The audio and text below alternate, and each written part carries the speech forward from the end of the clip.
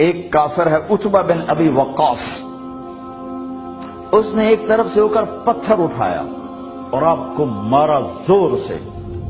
صحابہ کی نظریں تھی تلواروں پر، نیزوں پر، تیروں پر، وہ پتھر نظروں سے نکل گیا، لہذا وہ ان کے اندر کو چیرتا ہوا جا کر میرے نبی کے منہ پر یہاں لگا، اور اب سیدھا پیچھے ایسے گئے، پیچھے یوں، پیچھے ایک کھڈا تھا، وہ یہاں گردن میں لگا کنارہ، تو اب بے ہوش ہو گئے، دانت بھی ٹوٹ گئے، چہرہ بھی خون و خون ہو گیا، اب بے ہوش ہو کے یوں گر گئے۔ صحابہ نے سمجھا آپ شہید ہو گئے، تو سب نے زار و قطار رونا شروع کر دیا۔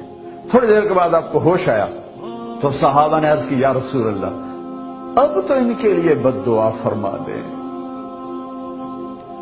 وہ نبیوں میں رحمت لقب پانے والا، مرادیں غریبوں کی برلانے والا، غریبوں کا والی، یتیموں کا مولا۔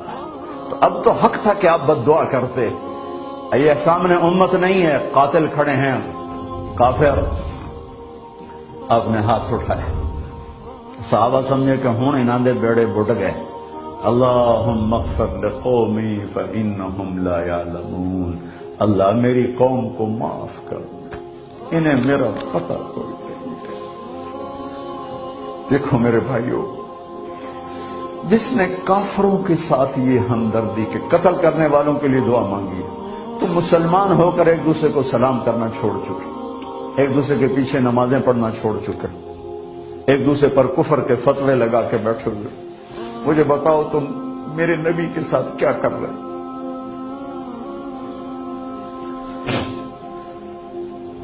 وہ تمہیں فرقوں میں بانٹ کر گئے تھے یا امت بنا کر گئے تھے؟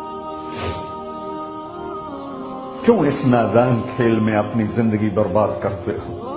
کیوں نے مسلمان بن کے رہتے ہو؟ اس امت میں اختلاف شروع سے ہے، ہمیشہ رہے گا، یہاں تک نہ جاؤ کہ ایک دوسرے پر کفر کے فتوے۔ جنت میں کون جائے گا؟ سنیوں نے کہا وہابی کافر، وہابیوں نے کہا سنی کافر، بریلیوں نے کہا دیوبندی کافر، دیوبندیوں نے کہا بریلوی کافر، شیعہ نے کہا سنی کافر، سنی نے کہا شیعہ کافر۔ جنت میں کون جائے گا؟ کچھ تو بھائیو میرے نبی کی محنت کی قدر کرو۔ میرے نبی تو غیروں کو اپنا بنانے آئے تھے، ہم نے اپنوں کو غیر بنا دیا۔ جو نفرت کی آگ وہاں بھڑک رہی ہے، یہاں مت بھڑکاؤ۔ جاؤ میرے دیس میں دیکھو کتنے سر کٹ چکے، کتنے سہاگ اجڑ گئے، کتنی مائیں بے آسرا ہو گئیں، کتنی جوان بیٹیوں کی مانگ ویران ہو گئی۔ کیا اسی کا نام اسلام ہے؟ اسی کا نام عشق رسول ہے؟ اسی کو دین کہتے ہیں؟ ایک دوسرے کی مسجدوں میں نہیں جاتے ہو، ایک دوسرے کے پیچھے نمازیں نہیں پڑھتے ہو، جنت کے ٹھیکیدار بن گئے ہو۔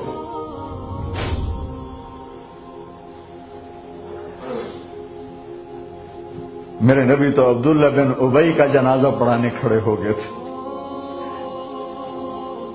جس کا کفر ابو جہل سے بھی بڑا ہے۔ ابو جہل اوپر کی دوزخ میں ہے، عبداللہ بن ابی سب سے نیچے کی دوزخ میں ہے۔